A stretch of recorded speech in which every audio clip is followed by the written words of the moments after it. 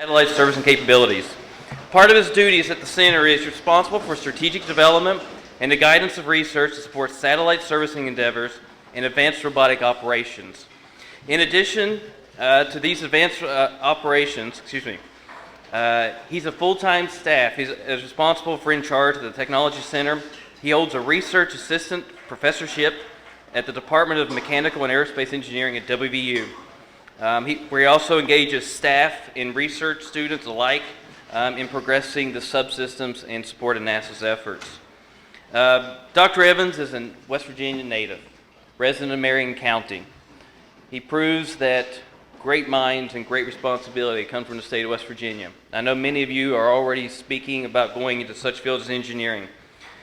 Along with he's also supporting and directing the research. In his past, he's done mechanical designs and system engineering of robotic tools and sensor integration as he progressed to his director position this time. He's also had a background in research and development, including composite materials, embedded sensor systems, robotics, and mechanical designs. He attended Marion High School. Where's our Marion students at? Marion High School. He attended where you graduated from. He then went on to Louisiana State University, where he's a member of the 2000 LSU National Championship baseball team. He transferred to Wichita State to pursue an undergraduate research apprenticeship with Boeing Aircraft Company, and then later returned home to West Virginia to pursue his graduate education degree at the College of Engineering and Mining and Mineral Resources at WVU. There he also completed both his master's degrees and doctorate degrees in mechanical engineering before eventually joining the West Virginia Technology Robotics Center. Gentlemen, would you please join me at this time welcoming Dr. Thomas Evans.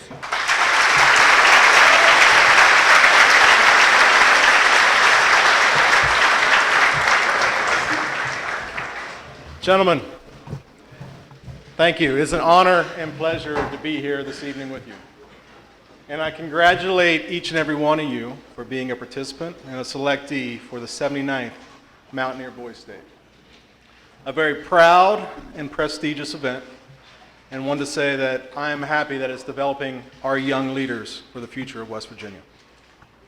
First of all, before I begin, I'd like to give some thanks. I was just talking to the gentlemen at dinner, and they volunteered their time and effort to be here for you and for your development and for the state. So I want to thank them. I want to thank the American Legion. And also, I want to thank those near and dear to my heart, my family, those that have also instilled in me the West Virginia pride to be loyal and to want to develop our state. So, space robotics. That is what we work on. That is what our facility does in Fairmont, West Virginia. And that is one thing I never thought I would be doing as a youth growing up in your position. I'll talk about dreaming big. I'll talk about some of the things that you guys are putting together with your own goals and dreams. But my path got me to space robotics in almost an indirect way. As Tyler mentioned, I went to Louisiana State. I was in athletics there. I did academics. I pushed myself academically because my parents instilled that in me as a youth, but also pursued athletics, and that developed me socially to go into some of the things I did with graduate school and then into engineering.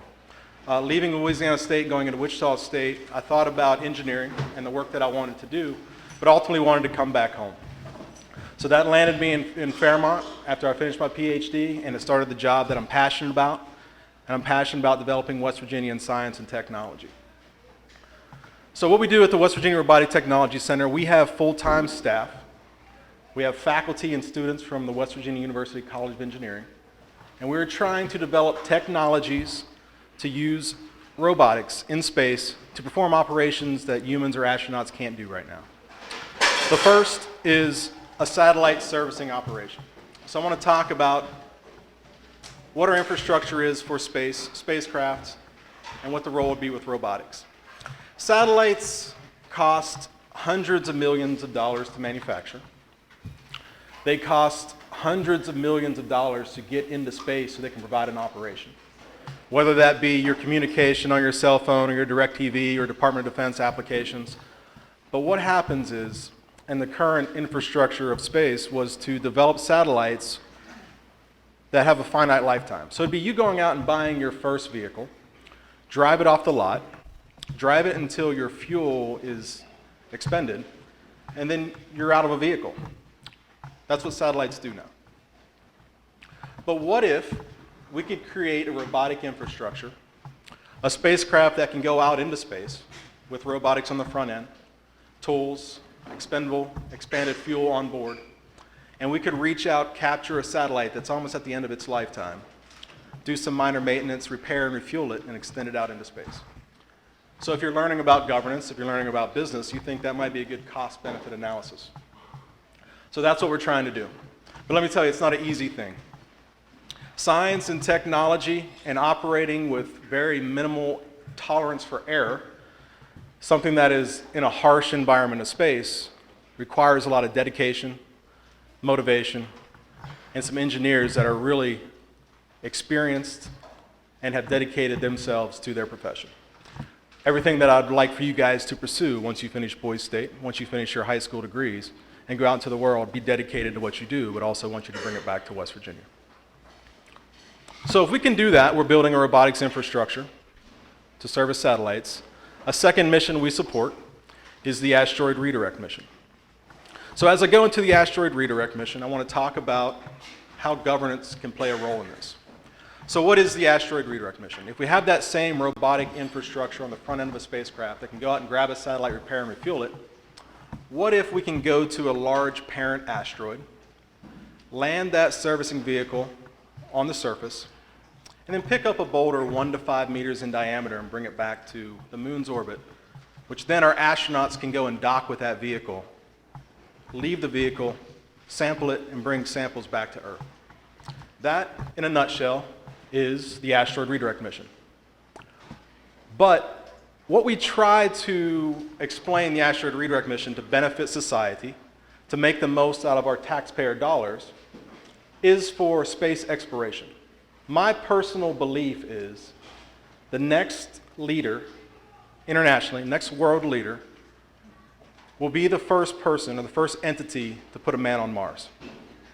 That's what NASA is aligning the asteroid redirect mission to do. In a piece-part way, we're trying to make the propulsion, make the robotics, test interacting with planetary bodies, all to go deeper into space and say that our astronauts would be safe and we have the technology and prowess to do that in a one-shot deal. So when I'm directing the West Virginia Robotic Technology Center and we're looking for engineers or the best faculty or the best students that come through our College of Engineering, we want ones that are developing the leadership, the social skills, the communication, and ones that go into a situation to be decisive, but also listen to their peers and communicate to better the team. And in this instance, if we're working for NASA Goddard Space Flight Center, develop ourselves in line with mission goals. So that's why I'm here to talk to you today about your time at Boise State and why I have kicked off an initiative at the West Virginia Robotic Technology Center, and I ask for your input on this. When I was in high school, and I said before, I did not dream that space robotics research could be done 3 miles from where I grew up. But I'm proving it today that it can be, and I'm proving it that West Virginia has a lot more potential than just industry, than just natural resources. We are just scratching the surface. And it starts with the 400 boys and all those across the state who want to better themselves, are loyal and love West Virginia, and want to better the state of West Virginia. So I believe in you guys as far as that goes, and I believe that what you're doing here is going to pave the way for your future. But the other side, and I talked about it with the asteroid redirect mission, is governance.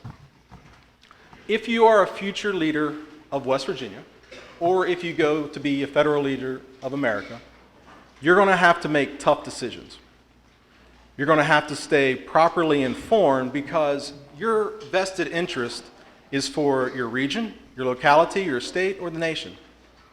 So I'm just leaving here this evening and going to DC, and I want to go there to update our representatives to the state of West Virginia of the research that we do at the West Virginia Robotic Technology Center and how taxpayer dollars or how our vested interest to do space exploration can better our state, obviously doing that in West Virginia, but ultimately our nation in space exploration and making a difference and being a leader. The economy is linked, the state is linked, So if you're making decisions as a state developer, we want to have that infrastructure in place. We want to have the DOT in place to have nice roads. We want to have tourism in place.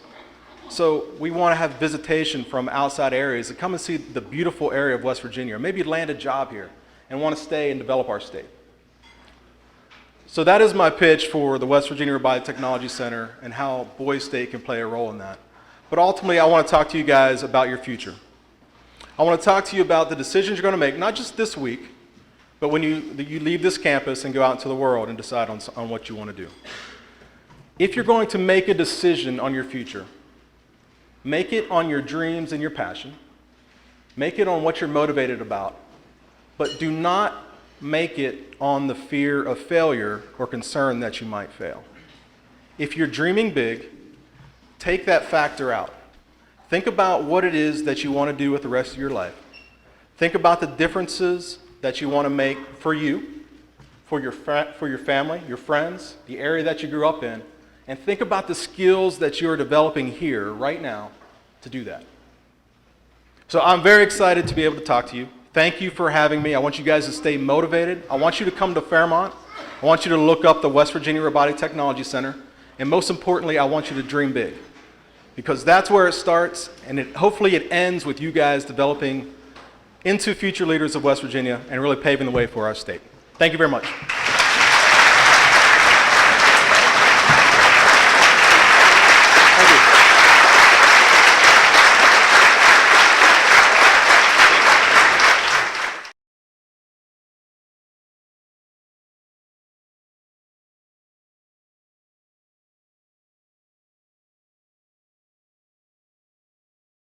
On behalf of Mountaineer Boise State, I want to thank you for your time in addressing the young men of tomorrow.